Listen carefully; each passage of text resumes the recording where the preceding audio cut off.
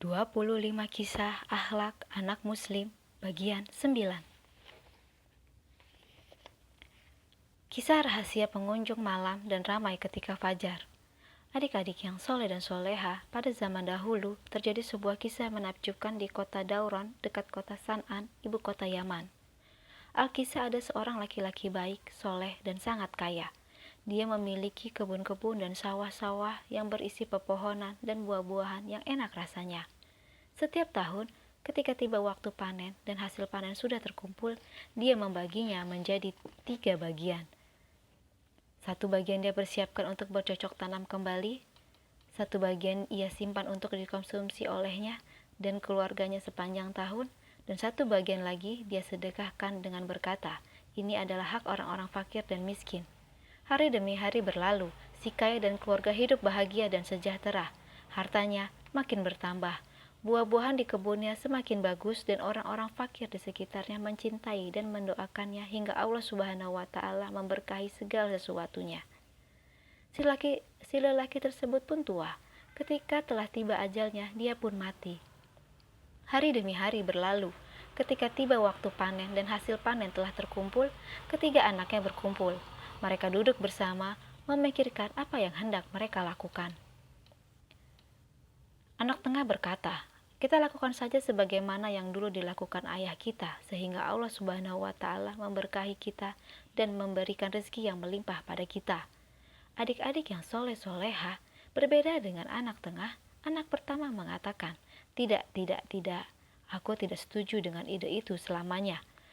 Tanah tersebut merupakan tanah kita, tanaman tersebut juga tanaman kita. Orang-orang fakir tidak punya hak sama sekali. Kemudian anak yang ketiga lebih condong kepada pendapat kakak pertamanya. Anak tengah berkata, Astagfirullahalazim, kita itu tidak bisa menciptakan satu pohon pun, tidak juga satu buah pun. Kita itu hanya meletakkan benih, dan Allah Subhanahu wa Ta'ala lah yang mengirimkan untuk kita hujan dan sungai, dan dialah yang menumbuhkan tanaman. Orang-orang fakir merupakan keluarga Allah, maka jangan kita tahan hak mereka hingga Allah Subhanahu wa Ta'ala pun murka pada kita. Dialah yang maha kuasa mengambil semua kenikmatan ini dari kita, dan dia berikan pada selain kita. Percakapan dan diskusi semakin panjang. Anak paling tua tetap bersikukuh dengan pendapatnya, begitu pula anak terakhir. Mereka berdua memaksa anak tengah supaya mengikuti ide mereka. Keduanya berkata, hari ini kita tidur lebih awal, besok kita bangun lebih awal sebelum fajar. Pelan-pelan kita kumpulkan semua hasil panen di pagi-pagi benar. Kita kembali ke rumah sebelum orang-orang melihat kita, dan sebelum orang fakir dan miskin turut hadir. Sebab jika mereka hadir, maka semuanya akan habis dan mereka pun tidak mendapatkan apa-apa. Mereka pun tidur lebih awal supaya bangun lebih pagi untuk melaksanakan rencana mereka sebelum subuh. Akan tetapi, Allah Subhanahu wa Ta'ala tidaklah tidur. Allah Subhanahu wa Ta'ala mengirimkan perintahnya pada kebun mereka, sedangkan pada saat itu mereka sedang tidur. Kebun mereka dilanda malapetaka yang Allah Subhanahu wa Ta'ala kirimkan pada malam hari. Tidak ada seorang pun yang tahu kecuali Allah Subhanahu wa Ta'ala. Hal itu untuk menghukum mereka karena memang mereka berhak untuk mendapatkannya. Kebun tersebut seluruhnya terbakar dan berubah menjadi bekas-bekas hitam menjadi arang yang mencengangkan setelah sebelumnya hujan segar menyenangkan siapapun yang memandangnya. Ketiga anak tersebut bangun pagi hari. Mereka berjalan pelan-pelan supaya tidak ada satu orang pun yang tahu. Mereka pergi ke kebun mereka untuk melaksanakan rencana mereka, yaitu menahan hak orang-orang fakir dan miskin. Akan tetapi, mereka dapati bahwa takdir Allah Subhanahu wa Ta'ala telah mendahului mereka. Mereka duduk di tengah reruntuhan pohon yang hitam. Mereka menangis dan menyesal saat penyesalan sudah tidak ada manfaatnya. Mereka sadar bahwa takdir Allah Subhanahu wa Ta'ala itu nyata. Allah lah yang memberi, maka dia pun yang dapat menahannya. Dia dapat mencabut pemberiannya dari orang-orang yang kufur nikmat. Ayah mereka telah bersyukur atas nikmat yang Allah Subhanahu wa Ta'ala berikan dengan memberikan hak-hak orang miskin. Maka Allah Subhanahu wa Ta'ala pun menambah kenikmatan tersebut. Sedangkan anak-anaknya, mereka telah kufur terhadap nikmat yang Allah Subhanahu wa Ta'ala berikan, serta menahan hak orang fakir. Maka mereka berhak mendapatkan murka Allah Subhanahu wa Ta'ala. Ketika seorang hamba berada di setiap pagi, ada dua malaikat yang turun dan berdoa, "Ya Allah, berikanlah ganti pada yang gemar." Malaikat yang lain berdoa, "Ya Allah, berikanlah kebangkrutan bagi yang enggan bersedekah." Hadis riwayat Al-Bukhari dan Muslim. Hikmah dan bentuk akhlak Islam dalam cerita. 1. Seorang muslim hendaknya bersyukur atas nikmat Allah Subhanahu wa taala dan senantiasa mengucapkan insya Allah. 2. Menunaikan hak orang fakir dalam bentuk zakat dan sedekah dengan jiwa yang baik lagi ridho. 3. Seorang muslim hendaknya tahu bahwa semua nikmat yang ia miliki berasal dari Allah Subhanahu wa taala, sehingga setiap pagi dia berdoa, Allahumma ma asbaha bi yawmin ni'matin au bi ahadim min khalaqika fa minka wahdaka la syarika laka falakal hamdu walaka syukru. Ya Allah, nikmat apapun yang ada padaku di waktu pagi atau yang ada pada setiap makhlukmu, semuanya hanya darimu semata. Tiada sekutu bagimu segala puji dan bagimu segala syukur. Pada sore hari berdoa, Allahumma ma amsa bi min nikmatin au bi ahadim min khalqika fa minka wahdaka la syarika laka falakal hamdu walaka syukru. Ya Allah, nikmat apapun yang ada padaku di waktu sore atau yang ada pada setiap makhlukmu, semuanya hanya darimu semata. Tiada sekutu bagimu segala puji dan bagimu segala syukur. Ayam panggang. Adik-adik yang soleh dan soleha, pada suatu ketika duduklah seorang lelaki sambil memakan makanan bersama istrinya. Di depan meja makan terhidang berbagai macam makanan lezat. Lelaki tersebut mengambil ayam panggang. Tiba-tiba dia mendengar ketukan pintu. Dia pun keluar dan mendapati seorang miskin meminta-minta makanan. Lantas lelaki tersebut menghardik, mencela dan mengusirnya. Dia pun kembali makan ayam panggang yang lezat tersebut. Waktu pun berlalu, kondisi si lelaki telah buruk. Hartanya telah hilang, rumahnya telah dijual, istrinya sudah diceraikan. Si lelaki jatuh miskin, dia berjalan di jalanan sembari meminta-minta sedekah dan kebaikan orang. Adik-adik yang soleh dan soleha, mantan istri lelaki tersebut kini sudah menikah dengan lelaki lain yang sangat kaya. Meskipun dia kaya, dia tetap mencintai dan mengasihi orang-orang fakir dan miskin. Pada suatu hari, sang istri duduk bersama suami barunya untuk makan. Tiba-tiba ada yang mengetuk pintu rumah. Sang suami pun keluar dan mendapati ada seorang pengemis meminta-minta makan di depan pintu. Dia pun masuk dan meminta pada sang istri supaya diambilkan ayam panggang dan kemudian diberikannya kepada si peminta-minta yang fakir tersebut. Sang istri pun beranjak memberikan ayam tersebut pada si fakir. Ketika ia masuk kembali, ia menangis. Sang suami pun heran dan bertanya padanya, "Mengapa engkau menangis? Apa yang terjadi?" Sang istri pun menjawab, "Aku menangis karena ternyata si pengemis yang berdiri di depan pintu adalah mantan suamiku. Dahulu, ketika aku sedang duduk bersamanya di meja makan, hendak makan, sebagaimana kita sedang duduk sekarang, tiba-tiba di pintu ada seorang lelaki miskin yang meminta makanan.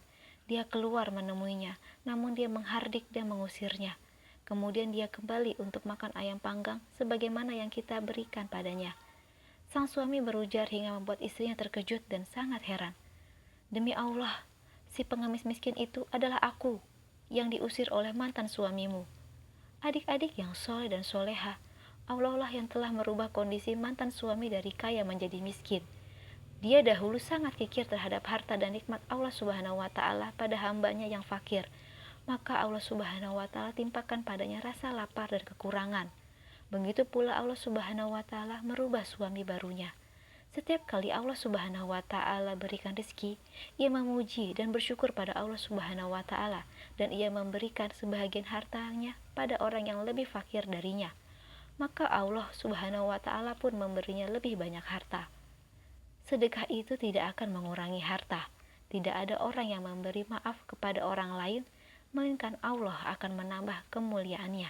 Dan tidak ada orang yang merendahkan diri karena Allah, melainkan Allah akan mengangkat derajatnya. Hadis riwayat Muslim. Hikmah dan bentuk akhlak Islam dalam cerita. 1. Seorang muslim hendaknya memuji Allah Subhanahu wa taala dan bersyukur padanya. 2. Kewajiban membayarkan zakat hartanya. 3. Bersedekah pada orang yang membutuhkan untuk amal kebaikan, pembangunan masjid, sekolah, rumah sakit, dan lainnya yang bermanfaat untuk manusia hingga Allah Subhanahu wa Ta'ala ridho padanya dan Dia meridhoinya di dunia dan akhirat. Mengapa lampunya mati? Adik-adik yang soleh dan soleha, pada suatu hari seorang laki-laki mendatangi Rasulullah Shallallahu Alaihi Wasallam saat beliau sedang duduk bersama para sahabatnya. Dia pun berkata pada Rasulullah Shallallahu Alaihi Wasallam, "Wahai Rasulullah Shallallahu Alaihi Wasallam, sesungguhnya aku lapar." Rasulullah Shallallahu Alaihi Wasallam pun mendatangi salah satu istrinya, menanyakan padanya makanan apa yang dia punya. Lantas salah satu istrinya menjawab, "Tidak, demi yang mengutusmu dengan kebenaran, aku tidak memiliki makanan kecuali air." Beliau pun mengutus orang untuk menanyakan pada semua istrinya satu-satu, namun semua jawaban mereka sama, tidak didapati di rumah Rasulullah Shallallahu Alaihi Wasallam kecuali hanya air. Maka Rasulullah Shallallahu Alaihi Wasallam memandangi para sahabatnya dan bertanya pada mereka, "Siapakah yang mau menjamu tamu seorang laki-laki malam ini?" Salah seorang sahabatnya menjawab, "Saya yang akan menjamunya, wahai Rasulullah Shallallahu Alaihi Wasallam." Dia pun pulang ke rumah bersama sang tamu. Sesampainya di rumah, orang Ansor tersebut bertanya pada istrinya, "Makanan apa yang kamu punya?" Istrinya menjawab, "Aku tidak menyimpan makanan kecuali makan untuk anak-anak kita." Sang suami menjawab, "Hanya saja kita memiliki tamu dan memuliakan tamu itu wajib. Maka lakukanlah sesuatu supaya mereka tidur, dan jika mereka sudah tidur, hidangkanlah makanan. Ketika sang tamu sudah mulai makan, matikan lampunya dan jadikan supaya dia merasa kita makan bersamanya. Pada saat itu kita tidak makan hingga makanan itu cukup untuknya." Sang istri soleha pun melaksanakan perintah sang suami. Sang suami pun makan sembari terheran-heran dalam hati, mengapa mereka mematikan lampu. Sang suami, istri, dan anak-anaknya tidur tanpa makan makanan apapun. Di pagi harinya, orang Ansor tersebut menemui Rasulullah Shallallahu Alaihi Wasallam. Beliau berkata padanya, "Allah kagum dengan apa yang kalian lakukan terhadap tamu kalian." Dan orang-orang Ansor yang telah menepati kota Madinah dan telah beriman sebelum kedatangan mereka, Muhajirin, mereka mencintai orang yang berhijrah ke tempat mereka. Dan mereka tidaklah menaruh keinginan dalam hati mereka terhadap apa yang diberikan kepada mereka Muhajirin. Dan mereka mengutamakan Muhajirin di atas diri mereka sendiri, meskipun mereka juga memerlukan. Dan siapa yang dijaga dirinya dari kekikiran, maka mereka itulah orang-orang yang beruntung. Surat Al-Hasr ayat 9. Hikmah dan bentuk akhlak Islam dalam cerita. 1. Sungguh betapa bahagianya seseorang yang Allah Subhanahu wa Ta'ala sendiri kagum padanya. 2. Zuhud. Tidak didapati sesuatu pun di rumah Rasulullah Shallallahu Alaihi Wasallam. Seandainya Rasulullah Shallallahu Alaihi Wasallam ingin menjadi orang terkaya, tentu saja beliau bisa melakukannya. 3. Setiap muslim wajib memuliakan tamu. 4. Mengutamakan saudaranya daripada dirinya sendiri.